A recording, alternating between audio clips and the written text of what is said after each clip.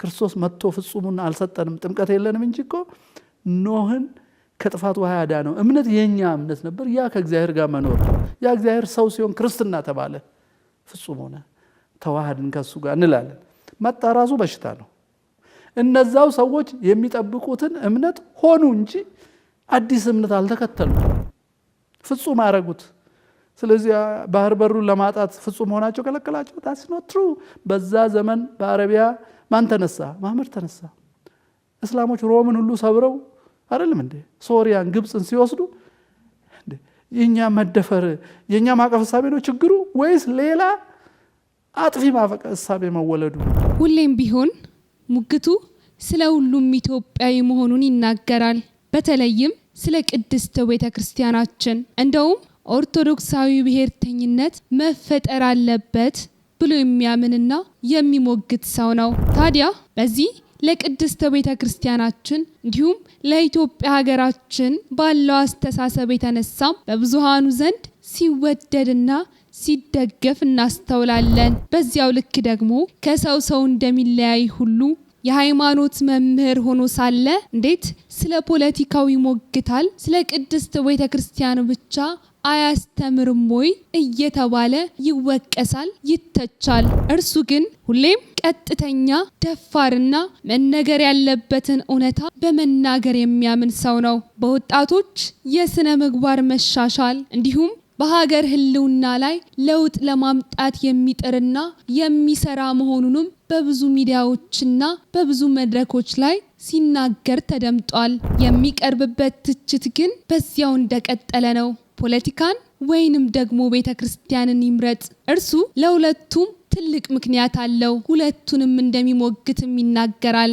ሊቀ ልሳናት መምህር ፋንታውን ዋቄ ማን ነው ያልተሰማው ድንቅ የህይወት ገጽታውስ ምን ይመስላል ለፖለቲካውም ለቅድስት ቤተክርስቲያንም የመሞገቱ ጉዳይስ ምክንያቱ ምን ይሆን ክብራትና ክብራን ውድ የጊዜ ሚዲያ ቤተሰቦቻችንና ተከታታዮቻችን እንደምሰነበታችሁ እንዴት ቆያችሁልን ሰላም እግዚአብሔር ከናንተ ጋር ይሁን እንግዲህ ዛሬም እንደወትሯችን የቅድስት ቤተክርስቲያናችን መምህር የሆኑትን የሊቀ ልሳናት መምህር ፋንታውን ዋቄን የህይወት ገጽ የህይወት ምዕራፍ እንዳስስላችሁ ልንቃኝላችሁ ይዘንላችሁ ቀርበናል እርሶም የቻናላችን ቤተሰብ ሆናችሁ ዝግጅታችንን ላይክ እና ሼር ያደረጋችሁ እንዲሁም ለቻናላችን አዲስ የሆናችሁ ቤተሰቦች ደግሞ ቻናላችንን ሰብስክራይብ ያደረጋችሁ በመቀላቀል በመልእክት መስጫ ሳጥናችን ላይ ሐሳብ አስተያየቶን ያሰፈሩ እስከ ዝግጅታችን ፍጻሜ ድረስ አብረውን ይቆዩ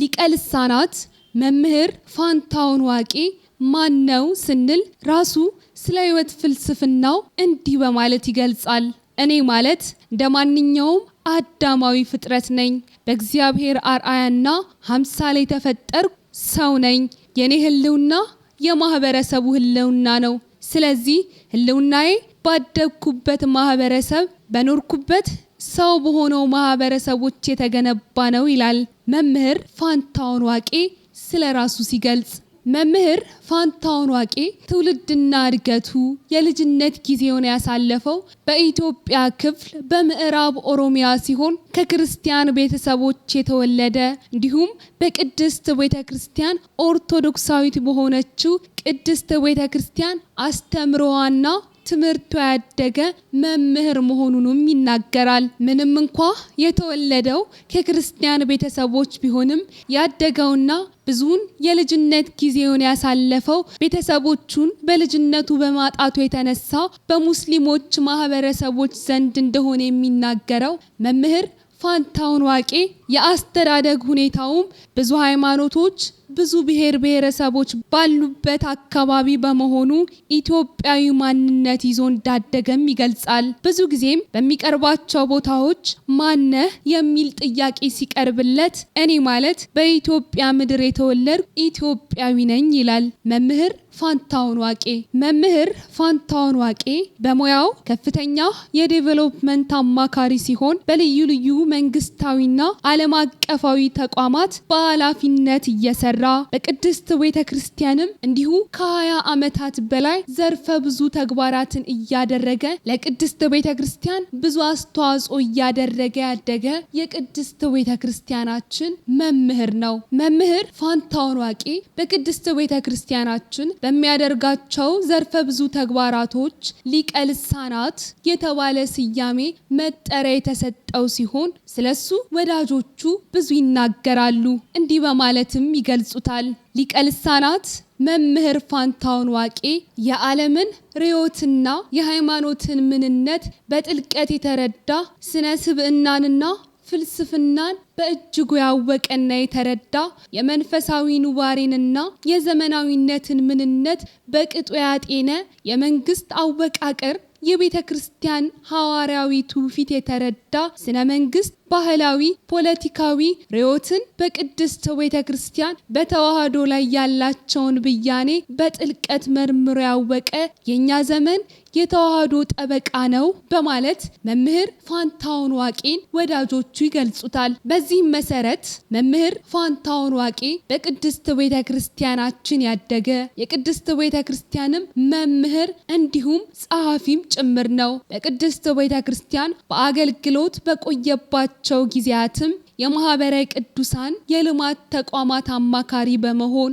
በማህበሩ ዘርፈ ብዙ ተግባራትንም ፈጽሟል። መምህር ፋንታውን ዋቄ ለቅድስት ቤተ ክርስቲያን የሚያገለግለውን አገልግሎት በዚህ ብቻ አላቆመም።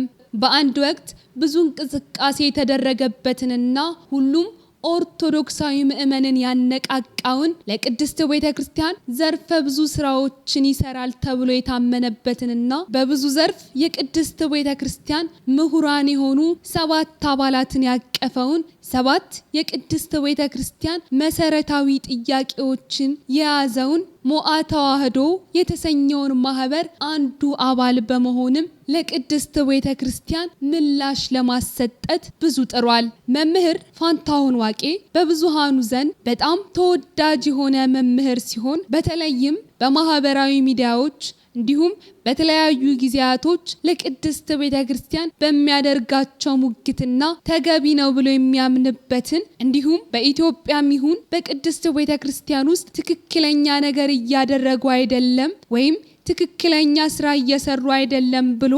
ያመነባቸውን ግለሰቦችን፣ መምህራንን እንዲሁም የፖለቲካ ሰዎችን የቅድስት ቤተ ክርስቲያን አባቶችን ጭምር የሚተች ሰው ነው። መምህር ፋንታውን ዋቄ ብዙ ጊዜ በሚቀርብባቸው በተለያዩ መድረኮች በሚያደርጋቸው ንግግሮች እንዲሁም በአውደ ምሕረቱ እንኳን ሳይቀር ሲናገር እንደሚደመጠው ስለ ፖለቲካው እንዲሁም ቅድስት ቤተ ክርስቲያን ላይ እየተደረገ ነው ብሎ ስለሚያስበው ችግር አያገባኝም ብሎ ማለፍን አይወድም። ስለ ፖለቲካ ያለውንም አቋም ሲገልጽ ሲያብራራ በአንድ ወቅት እንዲህ በማለት ተናግሮ ነበር። እኔ ፖለቲካ አያገባኝም የሚል ሰው አይደለሁም። ፖለቲካ አያገባኝም የሚል ሰው እጅግ ፈሪና በሰው ጫንቃ መኖር የሚፈልግ ወይንም እምነት ያልገባው ውሸታም ሰው ነው። ለዚህም እኔ ፖለቲካ አያገባኝም ብዬ ማለፍን አልወድም በማለት ይናገራል። ለዚህም ነው እርሱ ለቅድስት ቤተ ክርስቲያን በፖለቲካው ዘርፍ እንኳን ሳይቀር ገብቶ የሚሟገተውና የሚከራከረው። ይህንንም በራሱ አንደበት ይመሰክራል። መምህር ፋንታውን ዋቄ በአንድ ወቅት እንዲህ የሚል ጥያቄ ቀርቦለት ነበር። አንተ ለምንድነው ስለ ሁሉም ብሔር የምትሟገተው? ስለ ራስ ብሔር ብቻ ለምን አታወራም? እንዲሁም ስለ ቅድስት ቤተ ክርስቲያን እንዴት ትሟገታለህ? ወይ አንደኛውን ስለ ቅድስት ቤተ ክርስቲያን የምታስተምር መምህር ከሆንክ አስተማሪ ብቻ ሁን፣ ፖለቲከኛ ከሆንክ ደግሞ ወደዚያው መስመር ግባ በማለት ሰዎች ሐሳባቸውን ሰንዝረው እንዲሁም ጥያቄያቸውንም አቅርበውለት ነበር። እርሱ ግን በምላሹ እንዲህ ሲል ነበር የመለሰላቸው። የኔ ህልውና የማህበረሰቡ ህልውና ነው። የማህበረሰቡ ህልውና ደግሞ የሀገር ህልውና ነው። ስለዚህ ሁሉም ነገር ያገባኛል። ምክንያቱም እኔ የሁሉም ነኝ። የሚያገባኝ የማያገባኝ የሚባል የብሔር የጎሳ ልዩነት የለኝም። የሁሉም ችግር እንዲሁም ሕመምና በደል ይመለከተኛል። በተጨማሪም እኔ ኦርቶዶክሳዊ ክርስቲያን ነኝ። በክርስቲያናዊ ቤተሰቦች ያደግኩ፣ ስለ ቅድስት ቤተ ክርስቲያን ጠንቅቄ የማውቅ ሰው ነኝ። ስለሆነም ስለ ሀገርም ስለ እምነቴም በእኩል ያገባኛል። በሃይማኖቴ ለመኖር ፈጣሪን ለማምለክ ቦታ መሬት ያስፈልገኛል። ያ ቦታ ደግሞ ሀገር ነው። የሀገሬም የቤተ ክርስቲያንም ጉዳይ የኔ ነው በማለት ትችቱን ለሚሰነዝሩበት ሰዎች ምላሹን ሰጥቷቸው ነበር። መምህር ፋንታሁን ዋቄ የቅድስት ቤተ ክርስቲያን መምህር ብቻም አይደለም፣ የምጣኔ ሀብት ባለሙያ መምህር፣ በከፍተኛው የትምህርት ተቋማት ላይ ባሉ ወጣቶች ስነ ምግባር ላይ በትኩረት የሚሰራ፣ ትውልዱን በስነ ምግባር ታንጾ እንዲወጥ የሚያደርግ መምህር ጭምር መሆኑንም ይናገራል። በአሁኑ ሰዓትም ኑሮውን በሀገር አሜሪካን ያደረገው መምህር ፋንታሁን ዋቄ አሁን ድረስ ስለ ኢትዮጵያና ኢትዮጵያዊነት ሙግቱን ቀጥሏል። ተገቢ አይደለም ብሎ የሚያምንበትን ስራና ተግባር ሲከወን መተቸቱን ስራው አድርጎ ተያይዞታል። መምህር ፋንታሁን ዋቄ በቃል ከሚሞግተው ሙግቱ በላይ ብርቱ ብዕረኛ ጸሐፊም ጭምር ነው። ከጻፋቸው መጽሐፍቶችን መካከል ኦርቶዶክሳዊነትና የሰይጣን መንግስት እንዲሁም ስዝም ሰብአዊነት የተሰኙ መጽሐፍቶችን አበርክቶልናል። ዝግጅታችን ይህንን ይመስላል። በሌላ ዝግጅት እስከምንገናኝ ሰናይ ጊዜ ለእናንተ ተመኘን።